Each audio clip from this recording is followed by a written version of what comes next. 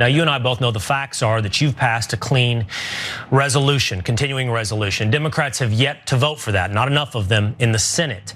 And still, according to an NBC poll, 52% of Americans are blaming congressional Republicans and/or Donald Trump, as opposed to 42% blaming Democrats. Why would the polls look like that when you are clearly voting to continue to fund the government? Democrats are not voting to continue to fund the government.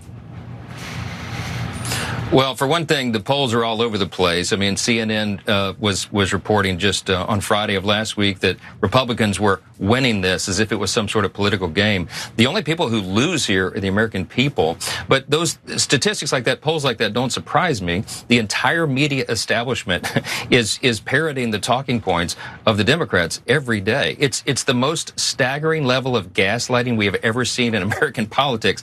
But I think the longer this drags on and the more pain that's experienced by real Americans, I think they're going to be digging beyond the headlines and looking to see who's really responsible, and the facts are very clear. Now, it also could be that Republicans are being blamed because they are in charge of all three branches of government. Interesting.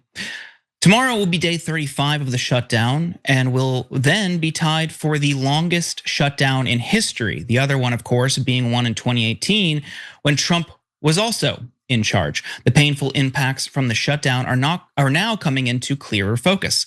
Hundreds of thousands of civilian federal workers are not getting paid, forcing many to turn to local food banks and feed their families. Meanwhile, flight delays are growing worse around the country due to air traffic controller and TSA agent staffing shortages. And 42 million Americans who rely on federal food benefits through SNAP will receive only about half of their monthly benefit in November. On Tuesday, Senate Majority Leader John Thune will hold a vote on the same House-passed funding bill to reopen the government a 14th time. Democrats, who are demanding that Trump negotiate with them over expiring healthcare tax credits before agreeing to open the government, are expected to vote down that bill yet again. Healthcare is the clear sticking point and a bipartisan group of House lawmakers have released a statement of principles on a potential compromise. Since it's a bipartisan group, they're calling it principles. You would be right not to get excited. Republican reps Don Bacon of Nebraska and Jeff Hurd of Colorado, and Democratic reps Tom Suozzi of New York and Josh Gottheimer of New Jersey are the ones putting this forward. Here's what their framework says.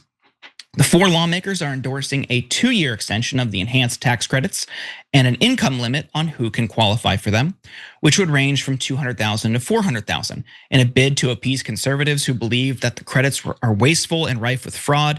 The bipartisan coalition calls for both parties to identify ways to crack down on agents and brokers who engage in fraudulent practices when enrolling people in Obamacare health plans.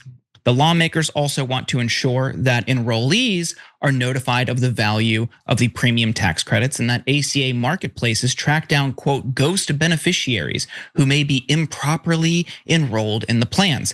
And while all four lawmakers are part of the bipartisan House Problem Solvers Caucus, the plan hasn't received the official support of the full caucus. Bacon has hammered Democrats for not supporting the House-passed stopgap spending measure, but said Monday the minority party needs an off-ramp over their ACA demands amid the shutdown, and his proposal with Hurd, Suozzi, and Gottheimer could offer that path. He added that such a plan would likely need to be attached to the long-term government funding bills members of the House and Senate Appropriations Committee are continuing to work through along the sidelines of shutdown talks. I mean, I don't have a lot of faith that people like Don Bacon and Josh Gottheimer are putting the interests of the working person first, Trae. But what do you make of this? This is still an issue, and you still see an unwillingness from a good chunk of Congress, most Republicans, to extend these credits, and they still want you to think that the problem here is that people who don't deserve or aren't qualified for getting healthcare coverage or some of these benefits are a drain on the system. What do you make of this ongoing fight?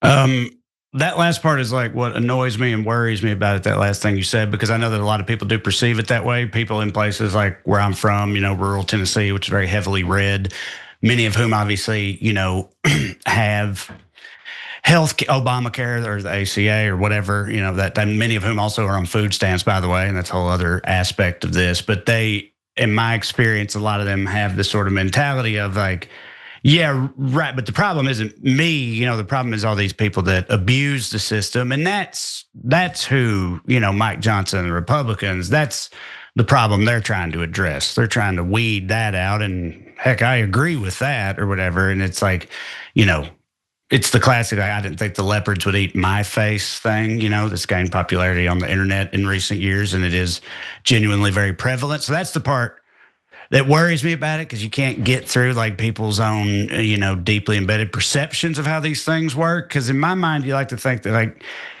just getting it across, like, look, all the Democrats are trying to do is try to like protect health care for people.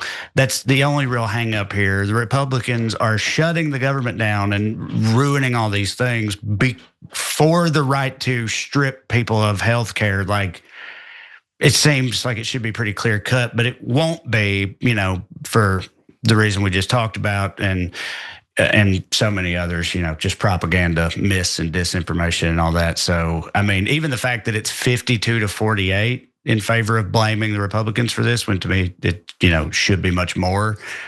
But I'm almost glad that it's even a majority, period, because that's how little faith I have in sort of the American public and their, media literacy and the conclusions that they draw, apparently, from so many things that happen in our news cycle today. So I don't know.